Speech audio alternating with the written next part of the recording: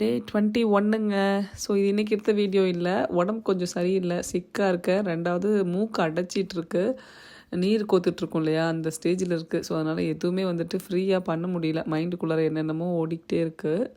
ஒரே ஒரு விஷயம் மட்டும் புரிஞ்சுக்கங்க, நம்மளை சுற்றி எவ்வளோ நல்ல விஷயங்கள் இருக்குது அப்படின்றத ஒவ்வொரு நாள் நைட்டும் நினச்சிட்டு தூங்குங்க. உங்கள் லைஃப் நிஜமாலுமே ஹாப்பியாக இருக்கும். எப்போ பார்த்தாலும் நெகட்டிவாக இவங்க இப்படி இது அதுன்னு கண்டதை போட்டு யோசிச்சுட்டு இருந்தோம்னு வச்சுக்கோங்களேன், வாழ்க்கை மட்டும் இல்லை, நம்ம கூட இருக்கிறவங்களுமே நமக்கு வந்து ரொம்ப கசப்பாக தான் தெரிவாங்க. ஸோ அதனால் முடிஞ்ச வரைக்கும் சந்தோஷமாகவும் ஹாப்பியாகவும் இருக்கணும்னா ஒவ்வொரு நாளையும் நம்ம கூட எவ்வளோ பாசிட்டிவான நிறைய விஷயங்கள் இருக்குதுன்னு யோசிச்சு பாருங்கள். இன்றைக்கி நம்ம என்ன பண்ணுறோன்றதும் புரியும், நாளைக்கு என்ன பண்ணலாம் அப்படின்றதையும் தெரிஞ்சுக்கலாம். இருக்கிறது ஒரு லைஃப்னு நிறைய பேர் சொல்லி கேள்விப்பட்டிருப்போம்.